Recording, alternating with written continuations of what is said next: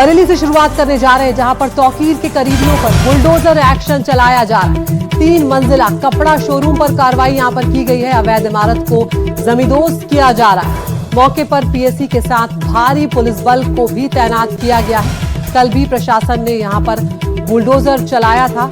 आरिफ के मार्केट की 16 दुकानों को यहां पर जमींदोज किया गया था।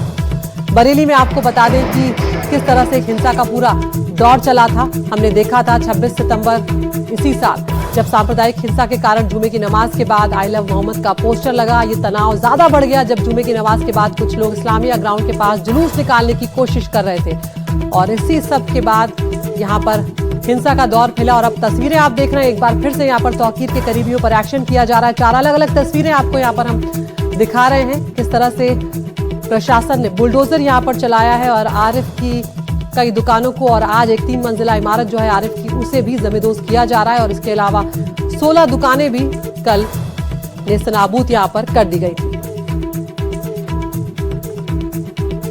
रणवीर हमारे सहयोगी हमारे साथ जुड़ गए इस वक्त। क्या अपडेट इस वक्त आपको मिल रहा है, क्या कुछ कार्रवाई यहाँ पर की जा रही है और आरिफ को लेकर क्या डिटेल्स है? ये आरिफ के खिलाफ कार्रवाई की जा रही है और इसमें ये तोड़ना शुरू कर दिया गया है, लेकिन अभी कुछ अड़चन आई है जिसकी वजह से इसको रोका गया है। ये इसमें देखिए, ये खंभा जो है ये टेढ़ा हो गया है, इसमें तारों में फंस गया था, जिसकी वजह से अभी थोड़ी देर के लिए काम रुका है। लेकिन उसके बाद फिर आज ये किया जाएगा कि इसको पूरी तरीके से नेस्तो नाबूद के लिए जो प्रशासन है वो पूरी तरीके से कमर बांधे हुए है। बिल्कुल रणदीप, यहाँ पर लेकिन जिस तरह से कार्रवाई यहाँ पर की जा रही है, कल भी ये कार्रवाई चल रही थी, कई अवैध निर्माण जो है वो एक के बाद एक यहाँ पर सामने आए। कई चिन्हित किए गए हैं जो मौलाना तौकीर के करीबी हैं, उनके खिलाफ ये कार्रवाई लगातार जारी है और प्रशासन ने ये कमर कसी हुई है कि कोई भी अपराधी किसी भी तरीके का होगा, अगर कुछ भी करेगा तो उसको छोड़ा नहीं जाएगा और उनके खिलाफ कार्रवाई लगातार की जा रही है और उनको चिन्हित किया जा रहा है। और साथ ही साथ अब कार्रवाई देखिए ये फिर शुरू करने के उस पे है, ताकि ये तारें काट दी जाए और इसके बाद ये फिर शुरू किया जाए ये काम। और बिजली के विभाग से ये बुला के इनको अलग करवाया जा रहा है तारों को, और इस तरीके से ये काम फिर से दोबारा शुरू होगा और इसको बिल्कुल निस्तो नाबूद करने के लिए तैयारी है। और कल 15 दुकानें जो थी उनको बिल्कुल गिरा दिया गया था। 5 घंटे कल यहाँ भी कार्रवाई हुई थी और वहां पर जो जगतपुर के पास है वहां जिनको निस्तो नाबूद किया गया 15 दुकानों को, मार्केट को, उधर भी लगातार कार्रवाई जारी रही। 5 घंटे के बाद वहां पे ये वो गिर पाई, जबकि 5 घंटे यहाँ भी कार्रवाई चली थी कल। और आज फिर से ये कार्रवाई की जा रही है क्योंकि ये 3 मंजिला बिल्डिंग है और मजबूत बनी हुई है। इसको करने में अभी समय लगेगा, हो सकता है शाम हो जाए, लेकिन इसको पूरी तरीके से निस्तो नाबूद किया जाएगा। अदिति। बिल्कुल रणदीप, बहुत बहुत शुक्रिया आपका इस तमाम जानकारी के। यहाँ पर बुलडोजर एक्शन आप देख रहे हैं यूपी सरकार का, जो तौकीर के करीबियों पर चलाया जा रहा है। और अब आगे बढ़ रहे हैं और बात करते हैं दिल्ली धमाके की, जहां पर लगातार एक के बाद एक बड़े खुलासे सामने आ रहे हैं। दिल्ली धमाका मामले में एनआईए की जांच का दायरा जो है वो काफी बड़ा होता जा रहा है। एनआईए लगातार दिल्ली धमाकों के गुनाहगारों का हिसाब करने में जुटी हुई है और इसी कड़ी में एक के बाद एक कई चौंकाने वाली बातें सामने आ रही है। साथ ही साथ नए नए किरदारों की भी एंट्री इस मामले में हो रही है। अब तक की जांच में जो बात सामने आई उसमें ज्यादातर संदिग्ध जम्मू कश्मीर के ही रहने वाले हैं और छानबीन में उनका जो यहाँ पर जिस तरह के सुराग यहाँ पर मिले हैं वो भी हम आपको यहाँ पर लगातार बताते चल रहे हैं कि किस तरह से एक के बाद एक कई बातें सामने आ रही है। तुफैल नियाज भट्ट पर सूत्रों से बड़ा खुलासा यहाँ पर हुआ है। डॉक्टर आदिल को मुहैया करवाई थी राइफल, ये खबर मिल रही है। डॉक्टर आदिल के लॉकर से जो राइफल बरामद हुई थी वो बताया जा रहा है कि तुफैल ने ही मुहैया करवाई थी। टीआरएफ से तुफैल के जुड़े होने का शक यहाँ पर जाहिर किया जा रहा है। ये सूत्रों के हवाले से खबर है। दिल्ली धमाकों में शामिल होने का सुराग यहाँ पर मिला है और एनआईए ने कल तुफैल भट्ट को गिरफ्तार किया था। दिल्ली धमाके के मामले में ये 7वीं गिरफ्तारी है। तो आपको डॉक्टर आदिल याद होगा, उसी की निशानदेही पे मुजम्मल को फरीदाबाद में पकड़ा गया था और जहां से हजारों किलो विस्फोटक जो है अमोनियम नाइट्रेट वो यहां पर बरामद हुआ था। और तो जो आदिल से राइफल बरामद हुई थी उसे लेकर ये जानकारी मिल रही है कि वो तुफैल नियाज भट्ट ने ही मुहैया कराई थी। तो ये आपको अलग अलग तस्वीरें भी हम यहाँ पर दिखा रहे हैं कि ब्लास्ट की पड़ताल का 14वां दिन है और एक और गिरफ्तारी, 7वीं गिरफ्तारी यहाँ पर हुई है। अब तक 7 लोग पकड़े गए हैं। अल फलाह पर शिकंजा जो है वो लगातार कसता जा रहा है और जैश और हमास का फॉर्मूला जो है वो एक तरह से यहाँ पर डिकोड होता हुआ नजर आ रहा है कि किस तरह से जैश और हमास यहाँ पर हाथ मिलाते हुए नजर आए हैं और उसके बाद एक बड़ी साजिश को अंजाम देने की कोशिश की जा रही थी। प्रदीप दत्ता मेरे सहयोगी मेरे साथ जुड़ गए हैं। प्रदीप, जिस तरह से ये बात सामने आ रही है, डॉक्टर आदिल ही वो शख्स था जिसको सहारनपुर से सबसे पहले गिरफ्तार किया गया, उसके पास से उसकी निशानदेही पर वो राइफल बरामद हुई थी और अब तुफैल का उससे जुड़ा होना अपने आप में एक बहुत बड़ी कामयाबी भी है। और क्या कुछ डिटेल सामने आए?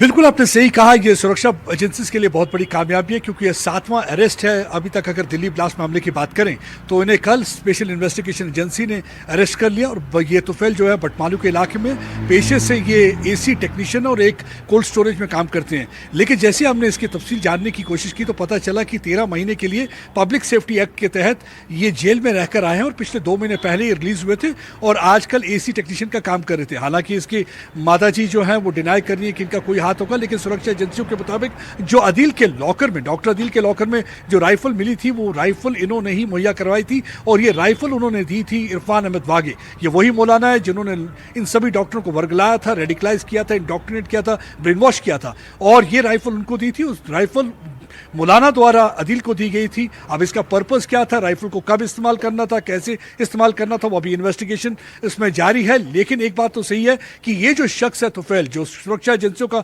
मानना है कि ये ओवरग्राउंड वर्कर था टीआरएफ के लिए और टीआरएफ जो है वो लश्कर का हिस्सा है, प्रॉक्सी है जो यहाँ पे ऑपरेट कर रही है। और हमने देखा कि किस तरीके से कई टारगेटेड किलिंग में टीआरएफ इन्वॉल्व है। तो बताया जाता है कि राइफल ये उनका हिस्सा था, ओवरग्राउंड वर्कर। ये राइफल वहां से ली गई है और ये दी थी मौलाना को, मौलाना से अदील के पास आई है। अभी इसमें इन्वेस्टिगेशन जारी है और ये 25 साल का शख्स है और ये भी बताया गया है कि इनके घर के साथ ही उमर नबी जो डॉक्टर है, जो कि आत्मघाती हमले में इन्वॉल्व रहा है, जिसने आत्मघाती हमला किया और जो मारा गया उसमें, और कहते हैं कि वो इनके घर के पास रहता था जब वो एमबीबीएस की ट्रेनिंग कर रहा था।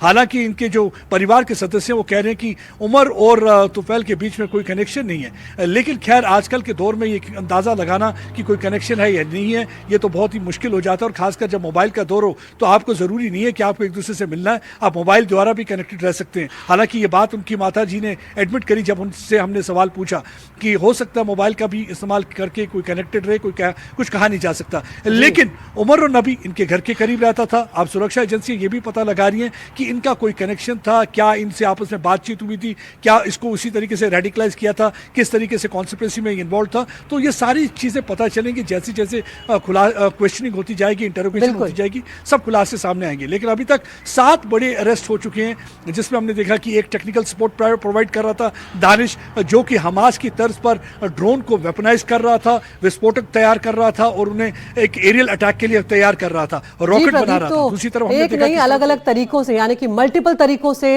भारत को, देश के अलग अलग हिस्सों को यहाँ पर साजिश के तहत निशाना बनाने की तैयारी यहाँ पर की जा रही थी और सुरक्षा बलों के लिए बहुत बड़ी कामयाबी है। सारे मंसूबे यहाँ पर एक तरह से फेल कर दिए गए। तो यहाँ पर जो तुफैल गिरफ्तार हुआ है, एनआईए ने कल उसे गिरफ्तार किया है। ये 7वीं गिरफ्तारी है और दिल्ली धमाकों में शामिल होने का सीधे तौर पर इसका जो शक है वो यहाँ पर अब गहराता ही चला जा रहा है। ये पूरा मामला किस तरह से एक के बाद एक आगे बढ़ रहा है, कई खुलासे सामने हो रहे हैं। एक रिपोर्ट आपको यहाँ पर दिखाते हैं।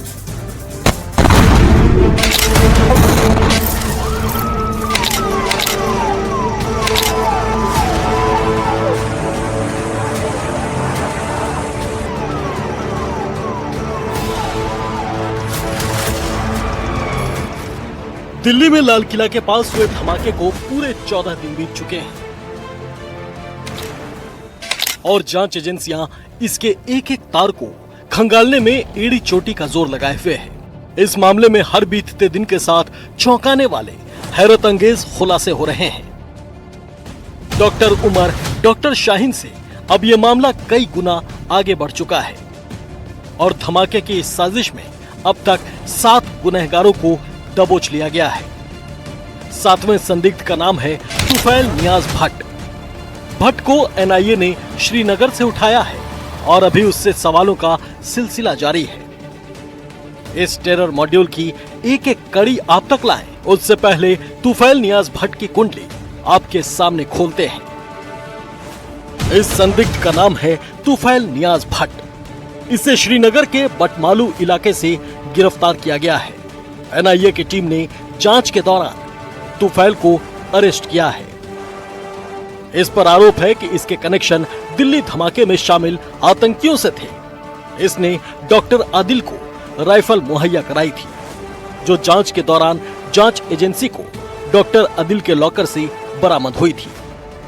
बताया जा रहा है कि तुफैल नियाज आतंकवादी संगठन लश्कर-ए-तैयबा की एक शाखा द रेजिस्टेंस फ्रंट से जुड़ा था और सूत्रों से खबर है कि इसके दिल्ली धमाके में शामिल होने के अहम सुराग एनआईए को मिले हैं।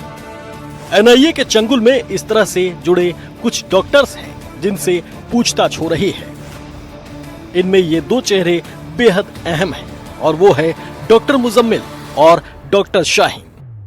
दोनों डॉक्टर के लिबास में फरीदाबाद की अल फलाह यूनिवर्सिटी में काम करता दिखाकर पूरी दुनिया की आंखों में धूल झोंक रहे थे और बदस्तूर शातिराना तरीके से अपने मिशन को अंजाम दे रहे थे। सुसाइड बॉम्बर बनकर दिल्ली को दहलाने वाले आतंकी डॉक्टर उमर के ये लोग साथी थे। खबरों के मुताबिक एनआईए के पूछताछ में डॉक्टर मुजम्मिल ने बड़े राज खोले हैं। डॉक्टर मुजम्मिल ने बताया है कि वो इन धमाकों की प्लानिंग करीब 2 साल से कर रहा था, यानी 2023 से ये आतंकी साजिश रची जा रही थी। इन 2 सालों में उसने सामान जुटाया, विस्फोटक जमा किए, रिमोट जमा किए, बम बनाने के लिए दूसरे सामान जुटाए। 2022 में मुजम्मिल और उमर टर्की गए थे। वहां पर उनकी मुलाकात उकासा नाम के हैंडलर से हुई। इसके बाद 2023 में देश के अलग अलग शहरों में धमाकों की प्लानिंग शुरू हो गई और इसके लिए सभी को अलग अलग काम सौंपा गया था। बताया जा रहा है कि मुजम्मिल से पूछताछ के बाद ही AK-47 राइफल को लेकर भी जानकारी साफ हुई है। सूत्रों के मुताबिक मुजम्मिल ने 6.5 लाख रुपए में AK-47 खरीदी थी। यही AK-47 बाद में अनंतनाग GMC में डॉक्टर आदिल के लॉकर से बरामद हुई और हो सकता है कि ये वही राइफल हो जो 7वें आरोपी तुफैल नियाज भट्ट ने मुहैया कराई हो। अल-शिफा अस्पताल को उन्होंने अपने हाइडआउट में तब्दील कर दिया था। अब इसी तरह की कार्रवाई हमने देखा है कि इस टेरर मॉड्यूल ने भी की है। इन सब चीजों को मद्देनजर रखते हुए जांच एजेंसियां इस सब को हमास और जैश की रावलाकोट मीटिंग से जोड़कर देख रही हैं। दिल्ली धमाके में अब तक 7 संदिग्ध गिरफ्तार किए जा चुके हैं। एनआईए ने सभी को दिल्ली धमाके में अरेस्ट किया है। 6 आरोपी 10 दिन की एनआईए रिमांड पर है, जिसमें आमिर राशिद अली, जसीर बिलाल, डॉक्टर मुजम्मिल शकी, डॉक्टर आदिल, मुफ्ती इमरान अहमद और डॉक्टर शाहीन सईद शामिल हैं। अब तक की पूछताछ में इन सब गुनहगारों से कई बड़े राज सामने आ चुके हैं। जैश और हमास का भी इनसे कनेक्शन का पर्दाफाश हुआ है और ये भी खुलासा हुआ है कि ये सभी आरोपी पिछले 2 साल से दिल्ली में धमाके की प्लानिंग कर रहे थे और इसके लिए फिदायीन डॉक्टर उमर के साथ पकड़े गए 3 आरोपियों ने 26 लाख रुपए जुटाए थे। इसके अलावा ये भी खुलासा हुआ है कि 2023 में भी ये लोग दिल्ली को दहलाने की फिराक में थे। पुलिस और जांच एजेंसियों को अब तलाश है IIT कानपुर के उस कश्मीरी छात्र का जिसके तार डॉक्टर शाहीन से जुड़े हैं। एनआईए और बाकी जांच एजेंसियों को शक है कि दिल्ली धमाके के बाद से लापता ये छात्र डॉक्टर शाहीन के संपर्क में था और ये भी कहीं इसी पूरी साजिश का हिस्सा ना हो। ये पूरी साजिश और नेटवर्क अब जांच एजेंसियों के रडार पर है, जिसमें कई विदेशी लिंक और घरेलू मॉड्यूल शामिल हो पाए हैं। दिल्ली से मुकेश सिंह सेंगर के साथ श्रीनगर से प्रदीप दत्ता, NDTV इंडिया। और यहां पर दिल्ली धमाके से जुड़े हुए जैश के सफेद कॉलर मॉड्यूल पर बड़ी खबर सामने आई। जैश और हमास का प्लान जो है वो एक तरह से बेनकाब होता हुआ यहां पर नजर आ रहा है। हमास की तर्ज पर काम कर रहे थे ये सभी संदिग्ध। जैश और हमास की मीटिंग का एक वीडियो यहां पर हमारे हाथ लगा है। दोनों आतंकी संगठन के लोग साथ जिसमें नजर आ रहे हैं। जैश और हमास के कनेक्शन का एक तरह से पर्दाफाश होता हुआ यहां पर नजर आ रहा है। एनडीटीवी के हाथ ये एक्सक्लूसिव वीडियो लगा है जिसमें हम समझ सकते हैं कि हमास की तर्ज पर ये अटैक करने की प्लानिंग कर रहे थे। तमाम ड्रोन आप यहां पर देख सकते हैं और किस तरह से हमास और जैश यहां पर एक साथ आते हुए नजर आ रहे हैं। कनेक्शन जो इनका नजर आ रहा है वो इस वीडियो के जरिए और ज्यादा साफ होता हुआ नजर आ रहा है। प्रदीप दत्ता हमारे साथ बने हुए हैं। प्रदीप, ये जो वीडियो है जो एनडीटीवी के हाथ लगा है ये बहुत बड़ा एक तरह से सबूत के तौर पर है कि किस तरह से जैश और हमास जो है वो एक साथ आते हुए नजर आ रहे हैं और कुछ हमास के अंदाज में यहां पर हमला करने की तैयारी थी भारत के खिलाफ।